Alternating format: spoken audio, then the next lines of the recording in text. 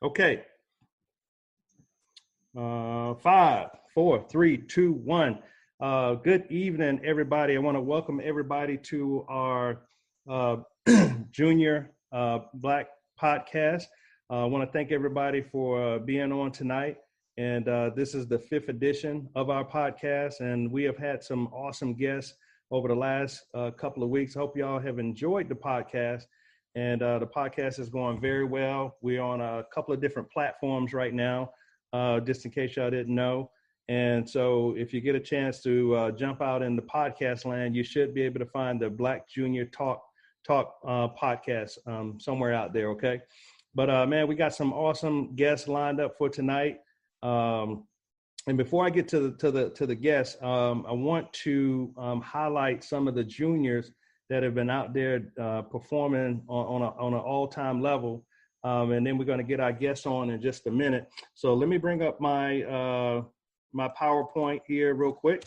And I want to share my screen with you all so y'all can see some of the results that the juniors have been, the level that they have been performing. All right, so give me a second here. All right, okay. So as we look at our juniors, man, our juniors have been playing a lot of golf over the last couple of weeks. I think things have been picking up since the coronavirus outbreak took place. I know when I looked at John's schedule, John has actually played about 17 tournaments over the past 2 months. You know, some of them 1 days and then some of them 2 days. So his schedule's been very busy. So just wanted to share some of the results over the last couple of weeks with the parents and some of the juniors that's on the podcast. Of course, we had the U.S. Kids Worlds just less than a week ago, and man, we are so proud of all the juniors that participated in this event, and we just can't say enough about them. We know it's golf is not an easy sport. It can be brutal sometimes. The next day it can be the best thing that you've ever done, and then the next day it could be the worst thing you've ever decided to do. But anyway, man, so hats off to our juniors. And what I want to do, you all, is I want to highlight some of the junior results that we're having right now. So if you look at our boys 6 and under, we had Victor, who actually won the junior 6-year-old division. So definitely hats off to Victor Monso. Then we had my ace, Boone Coon, Cam Guyton.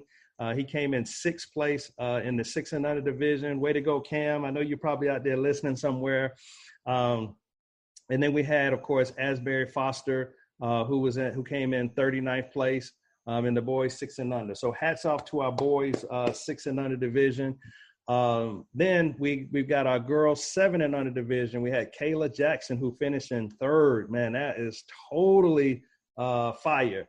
So hats off to Kayla Johnson. And then we had Layla, Alexis Pouncey, finished 5th place in the girls 7 and under. So that was just totally awesome as well. As y'all can see, you all, we had a great showing at Worlds. Boys 7-year-old Jazz Williams finished in 78th place.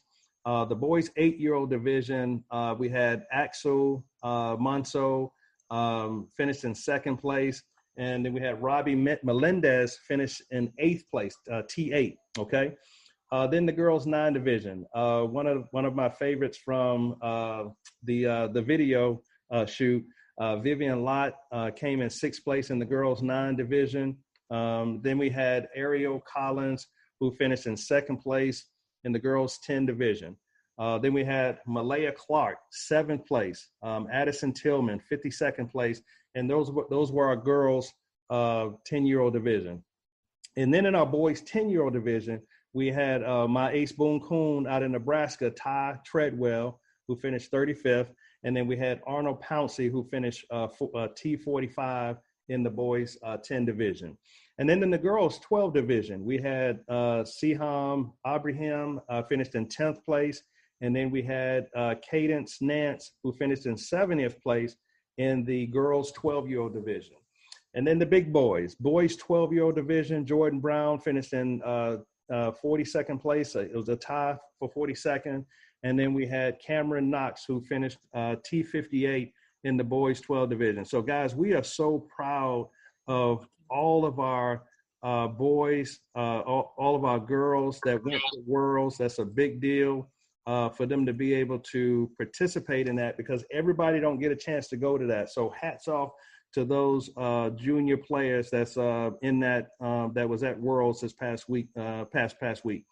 All right, then we have Kendall Jackson from Texas. Kendall, you all, is tearing it up right now. She finished first in the South Texas PGA Junior Tour. She finished fifth at the Cypress Lakes Summer Classic. She finished with her personal best 2-day total of 148. So that's awesome, Kendall. We're really proud of what you're doing. And then she finished second and third at a few more STPGA events. So hats off, Kendall, doing a great job. And then we have Jordan Draper, you all. Jordan Draper is one of the top players in the PGA Junior League. On his high school team, he has the lowest scoring average of all the junior golfers, and he's a rising junior. So this year he'll be a junior. So, hey, we wish you the best of luck, Jordan. Keep up the great work in terms of what you're doing out there on the course. All right. Then we had Adian. He finished fourth place in the Goodwin golf course tournament. Fourth place at Twin Hills, second place at the Stanley Golf Course, and then top 5 summer season tour. He finished third place. So hats off to him, doing an awesome job. And then again, we had my man Ty Treadwell, who had a chance to go to Worlds, and Ty finished first place in the Nebraska Junior Tour Championship. So big deal. Hats off to our juniors. And those are just some of the results that we're having with our juniors. If you didn't get a chance to send me your junior results, please do. I'll showcase them. I'll highlight them on the podcast because we have some unbelievable juniors right now that are doing some amazing things. So thank you again, parents, for sending me those results. And we will continue to highlight and post those events. So just to switch gears a little bit, we want to introduce our special guest, and I'm going to let him kind of tell his story. But this gentleman caught my eye a couple months ago. Because I could air out every single person, but I'm not going to do. Okay. All right. So guys, kind of stay muted because this is a podcast. So kind of stay muted. Okay. But anyway, so I want to introduce our special guest. He kind of caught my eye a couple months ago on the APGA tour. And, with just some of the scores, he's lights out right now. He's doing some amazing things on the tour. I mean, scores are going through the roof. And I just want to take a minute to introduce our special guest tonight. We got some questions for him. We're going to open it up at the end for some Q&A. And I want to introduce to you all, introduce our guest, Mr. Tim O'Neill. What's up, Tim? Let's make sure Tim's unmuted. All right, let me get to Tim. Oh, they've been unmuted. Okay, Tim, you there? All right, you got to hit your unmute button, Tim. All right, you got me now? Yes, got you now. How's it going, bro? Good, man. Thanks for having me this afternoon. Man, thanks for agreeing to do this spotlight, man. So tell us your story, man, as you journey into this world of professional golf with tour aspirations. Focused on getting on the PGA Tour. Just kind of tell us your story and tell us a little bit about yourself. Well, grew up in Savannah, Georgia. Came up playing junior golf, and then ended up playing at Jackson State in Jackson, Mississippi. And then, after school, decided that I wanted to, take it to the next level. 97, I won the Georgia State Am. And, from there, after that, I decided that I wanted to, to try to play for a living. So, so I pretty much turned pro in 97, went through the Q schools and, back then where you could get your tour card through Q school. Now you have to go straight through the Korn Ferry. I've missed twice by one shot from getting the PGA Tour card, which was in 2000, which was brutal. At the time, it was one of those things, this particular year, there wasn't any scoreboard, so I didn't know what I needed that first time to get my tour car. I thought I needed birdie, and all I needed was a bogey. So I missed by a shot, and then in 2004, I missed by a shot again. I know what I needed to do. I needed birdie on the last hole and missed by one. So, from there, I played then it was called the Buy.com. Then I played the Nationwide Tour, which is now it's called the Korn Ferry Tour. I played down in Latin America in 2013. I won twice. I won in Bogota, then I won in Chile. And then 2014, I played, the Korn Ferry Tour, which was still called the Nationwide Tour, I believe, at that time. And then I won again on the Latin America Tour in 2016 down in DR. So from there, man, I've just been, just trying to, just kind of maintain. I just turned 48 this Monday. So I got 2 more years. So, possibly, maybe, who knows if I stay healthy, get a Champions Tour run. So that's been, pretty much what I've been doing. I've been, I've played all over the world just about. So, still grinding, man. Still grinding. Well, listen, man, I saw that you also got a shot at the, did you get a chance to play the one of the PGA championships as well too? Yeah. So, I got a exemption to the Genesis in 19, which was nice. Got a chance to play that. TV doesn't do it justice until you're actually there, but it's unbelievable golf course. Wow. Weather was bad, but other than that, it was great. And I've played in a handful of PGA Tour events. I played in like five.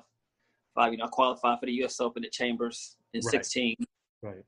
So I've been around the block a little bit. I just want to get status so I can play week to week. So that's the main goal. That's awesome, man. I really appreciate you coming on, man, because like I said, I just really discovered you about 3 or 4 weeks ago. You had a big win down in Orlando, and that was a really big win down there, man. So congratulations on all your success. And so just got a couple questions for you, man. I know you had a chance to go to Jackson State, which is at HBCU, man. Tell us a little bit about your experience at Jackson State. Oh, well, at the time, Coach Eddie Payton was the golf coach, and Jackson State was one of the better HBCU schools. We actually had 2 teams. Actually, we had a A team and a B team. Okay. Coach recruited guys from Canada, Australia, so we had a strong team.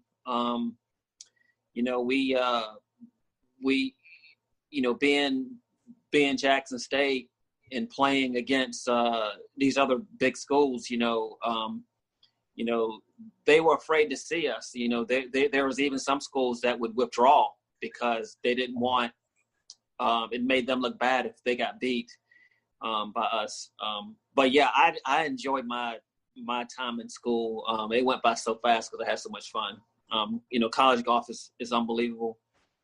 Just one of those things, just the whole team concept, traveling, being with the guys, and then, it went by and the snap of a finger, it went by really fast. Right. But, I definitely enjoyed my time at Jackson State. Unfortunately, Jackson State doesn't have a team anymore. And there are a lot of HBCU schools that are losing funding and are losing their golf programs, which is unfortunate because guys don't have a place to play, get scholarships to play golf.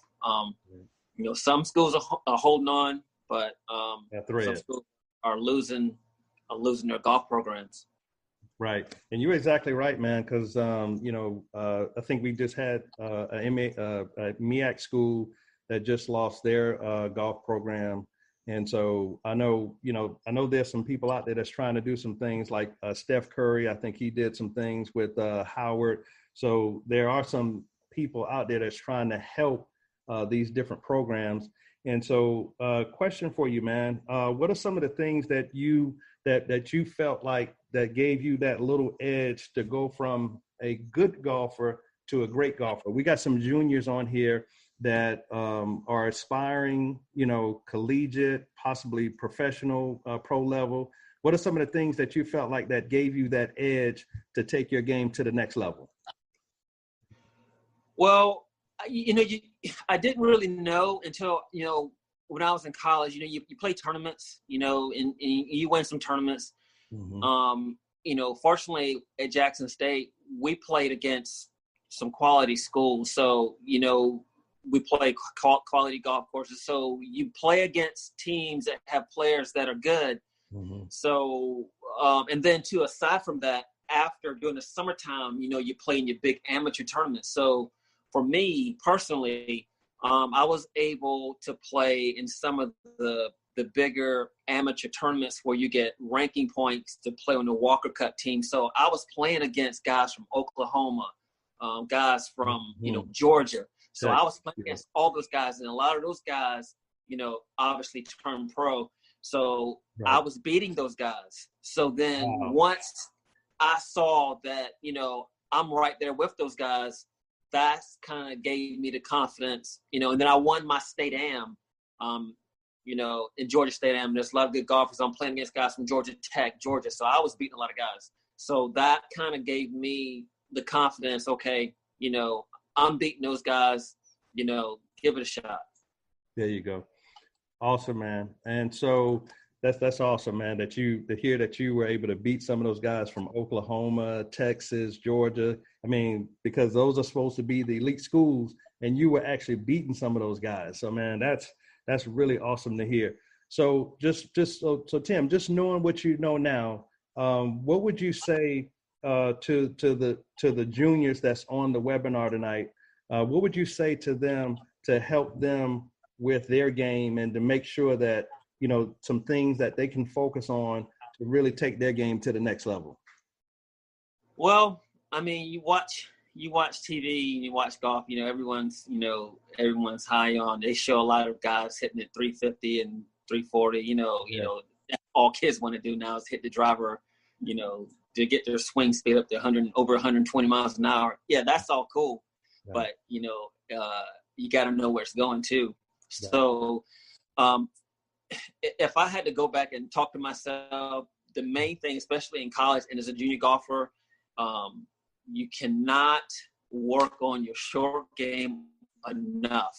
Wow. 120 yards and in, that is the key. That's where it's going to take you to the next level, because you're gonna hit your errant shots. You need to be able to get it up and down. So just having a solid short game and working on the small ball, I guess, type stuff on the golf course. It's a blessing to be able. You can't teach distance, but if you can chip and putt really well, that'll take you a long way. Good. And how do you approach the game from a mental aspect, Tim? What is it, or do you read? What are some of the things that you do to work on the mental part of the game? Well, you have to learn through just playing tournaments. As far as the mental game, I mean, for me, when you're playing a tournament and, just knowing yourself, I guess is what I'm trying to say. When you're nervous, what is your tendency? Do you hit it a little right? Do you pull it a little bit? Just knowing, just playing within yourself. And then two, knowing what you can and can't do. Don't hit a shot that you aren't comfortable with. If you play a cut, don't try to play a draw into a hole, Right. So, I just believe in just trying to keep it as simple as possible. Have a go-to shot. Like if you're having a bad round and things aren't going your way, you need to have a go-to shot that that you can hit to get it to the house and then fix it when you get done playing. So, just little things like that, staying patient, some kids get upset and get mad. I was young too. I used to get upset and get mad. But the main thing is just really just staying patient, playing within yourself. And then, just trying to develop through trial and error. You're going to learn, the kids are going to learn as you go. You just pay attention to your different feelings on the golf course. If you're feeling anxious, if you're feeling nervous, how do you handle it? And then, when you get done with your round, remember that. So next time you're in that situation, you can draw from experiences. And then, you always learn in golf, especially in tournaments. So that's one thing that, I've learned just over time. And in college and as I've turned pro, you just learn from different situations, and just remember that. That's good. That's good.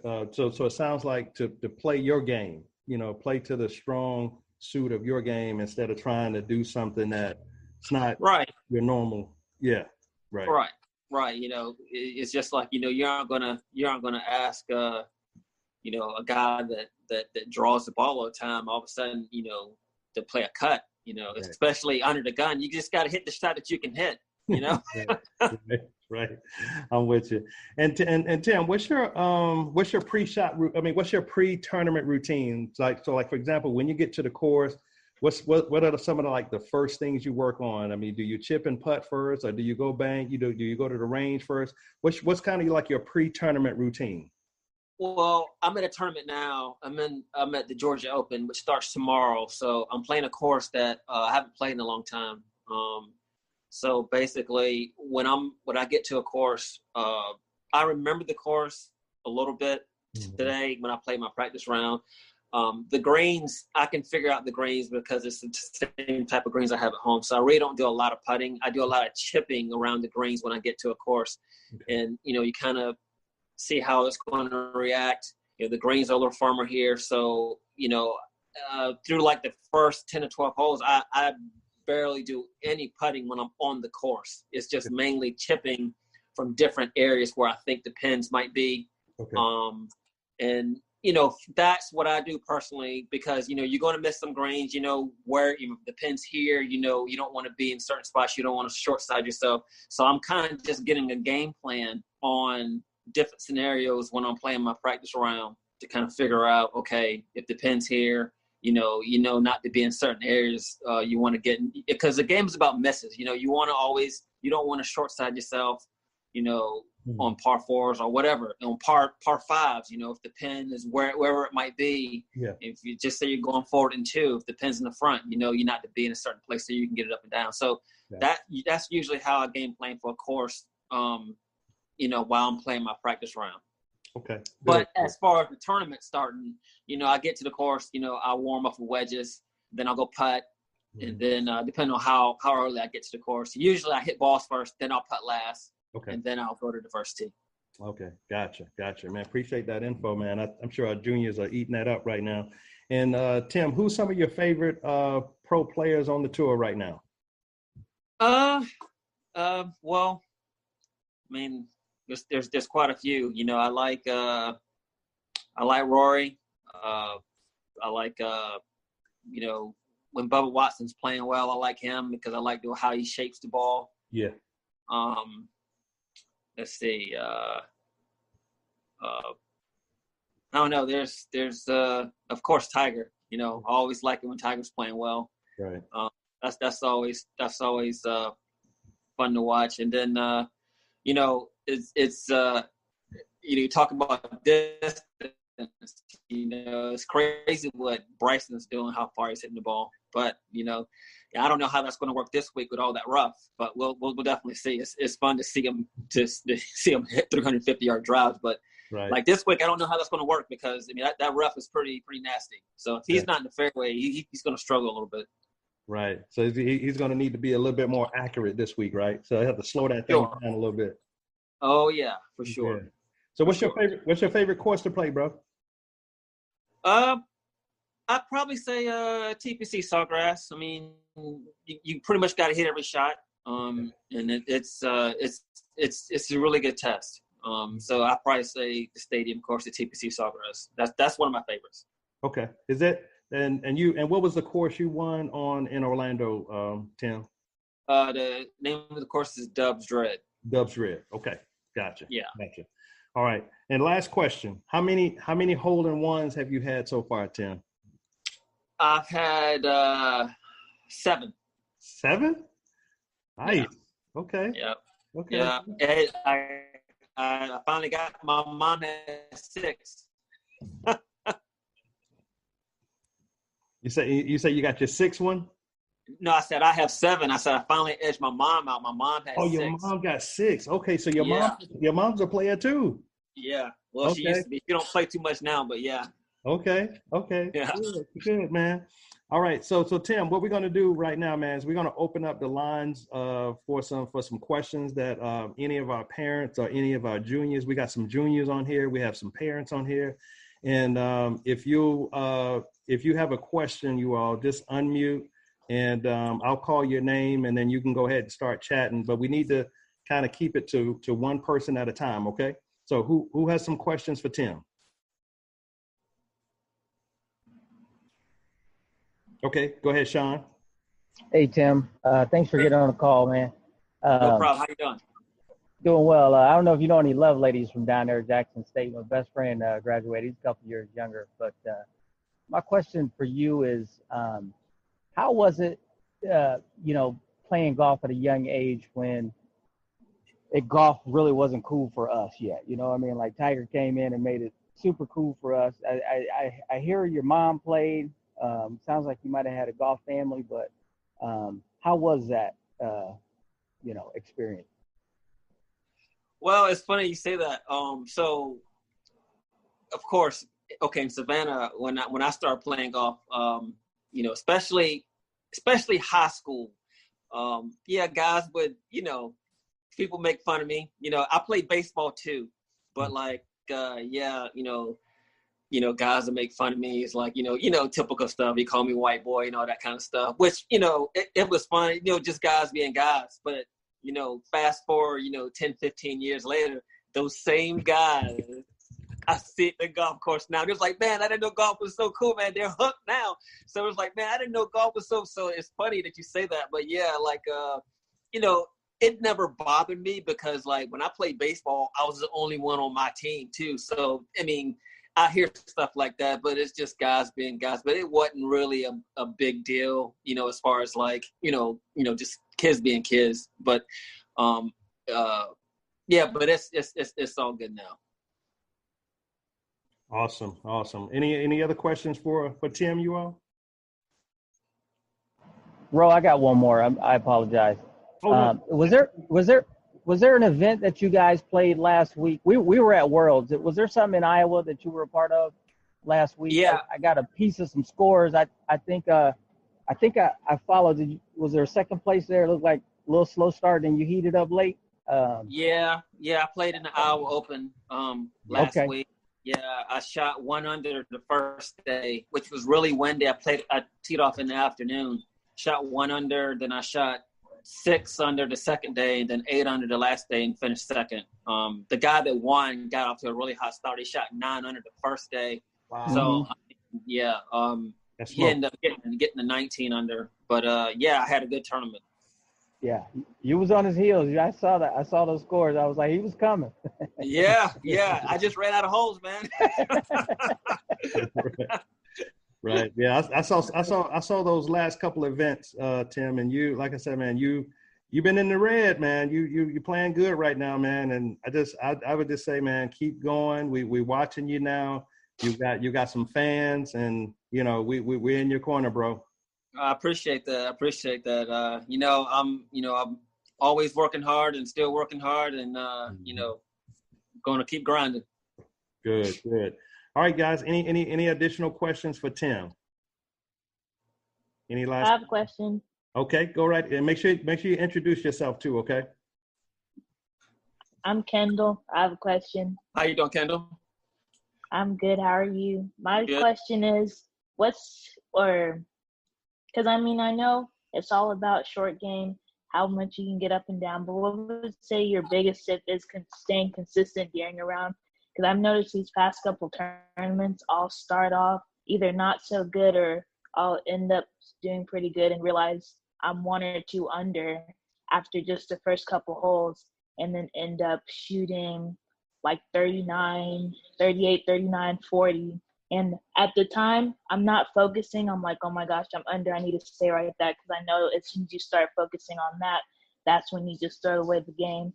But I know, like these past couple tournaments where I was coming in at 69, 70, 71 and end up shooting like 77, 78, 79. So what would be your biggest thing for staying consistent? So it sounds like to me that you are thinking about your score. Not getting around, because I know I used to. I know I have to focus one shot at a time. Well, I mean, if you know that, I mean, obviously when you're playing well, you know, you go through those phases where I know the first time, like I broke 80, you know, you have those last few holes and, and it's in the back of your mind, okay, I need to par these last 3 holes to break 80. So once you get over that milestone, then it becomes, okay, breaking 75 and then shoot under par, like shooting, you know, when I was a kid, my big thing was trying to break 70. So it's always in the back of your mind. But the thing is so when you're playing, you know you're playing well, but I mean, it's something that you're going to have to work on when you're playing at home, not to think about score. I know the end result is your score, but you have to find a way to, you know, just focus on your pre-shot routine every time and then really forget about your scores. Then the scores will come, you know. And then once you get to where, okay, you can hold it under par, then the thing is like, so because our coach in college, he used to, when we would go to a tournament, there are certain guys that would have that same, they would struggle with keeping their, making birdies or keeping their score on the par. So what he would do is he would make us play from up tees to get us used to shooting, to making a lot of birdies. So the thing is that I want to tell you is just when you find yourself playing well, just really just focus on your routine. Don't even worry about your score. Just focus on your pre-shot routine and it's the next shot. And try not, the thing is don't get ahead of yourself, because the least important shot is the one that you've already hit. That doesn't matter anymore. You know, it's just focus on, you always try to do the best on the shot that you have at hand. Great advice, Tim. Great advice. Thank you. No problem. Thanks for that question, Kendall. And Kendall, if I'm not mistaken, is a rising senior, right, Kendall? Rising senior, man. And yes. she's playing lights out in Texas. Nice. That's awesome. Where in Texas? Just south of Houston and Pearland, but I'm up in Burleson right now doing the Nota Begay qualifier. Oh, okay. Okay, nice. Yes. Yep, I play some golf with Nota Begay. Good. That's awesome. All right, next question for Tim. And Tim, we won't keep you too long. I promise you, man. We got some people No problem. excited though. Any other questions for Tim? Okay. All right. Well, Tim, listen, man, we want to thank you for being on the podcast tonight. And man, you know, you got a home at BGA, man, Black Golf Alliance. We got the association. We got a lot of things we're doing. We're teaming up with some of the advocates. I'm sure you know Michael Cooper, and man, we're trying to do some major things in the industry. Okay. Okay. Yeah. That's awesome. Definitely, man. Anytime you need me, just give me a shout. Okay. Appreciate you, man. All right. Thank you. Okay. Stay on as long as you want. Okay. All right. Well, I got an early tea time tomorrow. Okay, man. All right, man. Have a good one. Thank you. All right. Okay. All right, Good luck tomorrow. Thank you. Good Thanks, luck, guys. Good luck, Tim. Thank you. See you All guys. right. Bye-bye. Hey, all right, man. That was awesome. We had Tim on. I don't know if we got our next guest on, but what I wanted to do, you all, was anybody that had a chance to go to Worlds, and we're not going to be too much longer on the podcast tonight, but any of you all, parents or juniors that had a chance to go to Worlds, take a minute and just talk about your experience at Worlds. I know World was a little bit different than past due to COVID-19, but just talk about what you saw, maybe with some of the other juniors, just anything that you would like to share with the group tonight.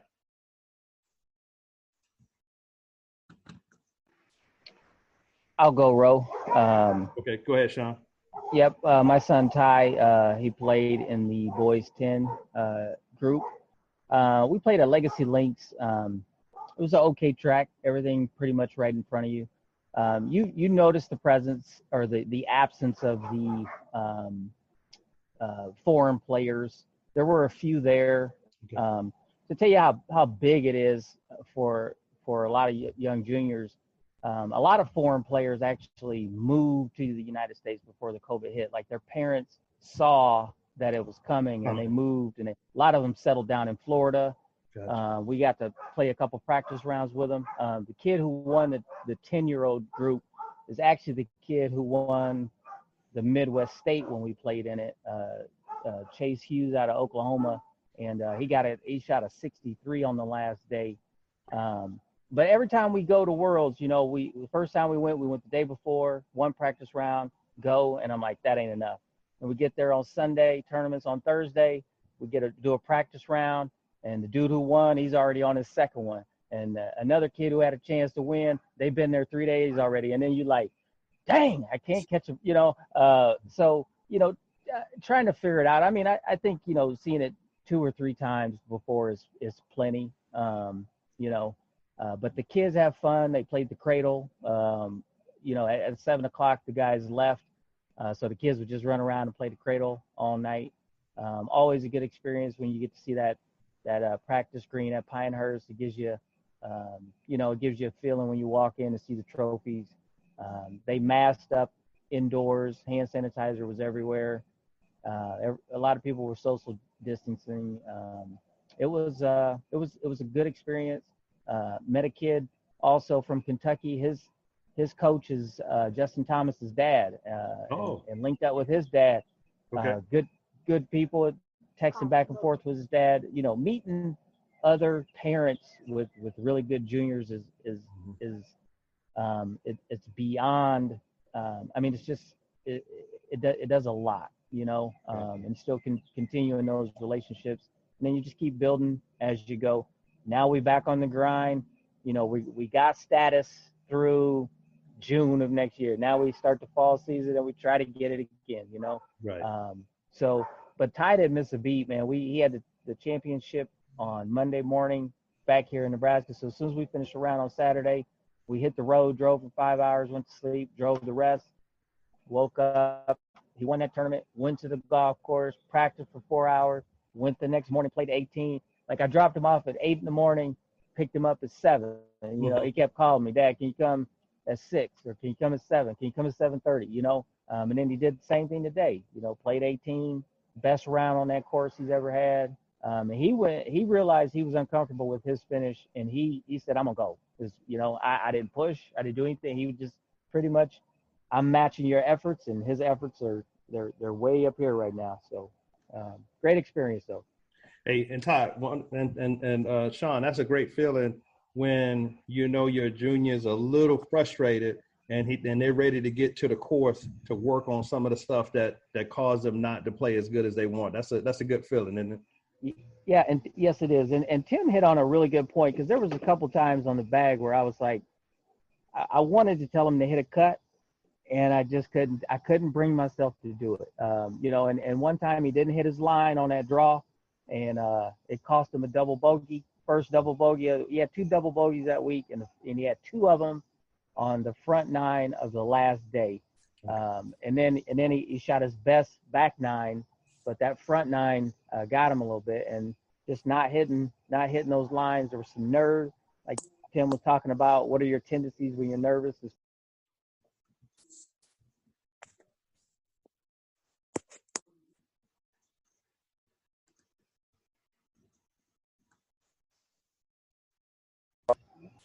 All we could do is laugh. So, yeah. Gotcha. All right, you're gonna work on that, right, Ty? Yeah. That's right. Good. All right. Any other parents want to share their story from Worlds that had a chance to go to Worlds? Corey, anybody else want to share their experience at Worlds? I just got in here. My bad. That's okay, Corey. We won't hold it against you. Listen, they start school tomorrow, man. So. Oh wow.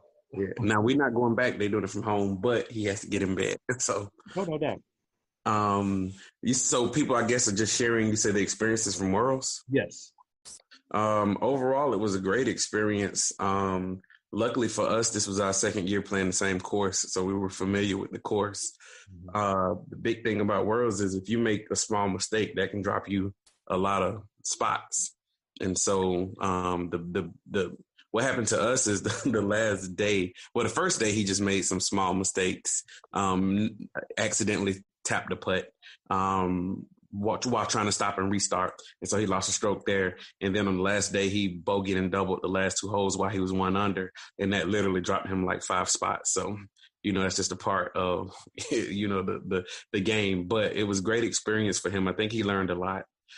He met a lot of friends, and I think it just wanted him to push him to want to be better. And so ultimately, if I took anything that's positive from, being there is positive, and he played well, but the biggest thing that came from it is the fact that he wants it more, because he knew it was being in the top 5 was in his hands. It was essentially the last 2 holes blew it for him. Wow. And so he's motivated now. And so it was just a great all around experience. We had great kids who did great things. And so we're just looking forward to just continuing to grow. All right. Corey, thank you for sharing your experience, man. And it was great to meet you and the family down in Camden, South Carolina. Absolutely. Yes. All right. Anybody else got any thoughts they want to share before we go? Anybody else had a chance to go to Worlds?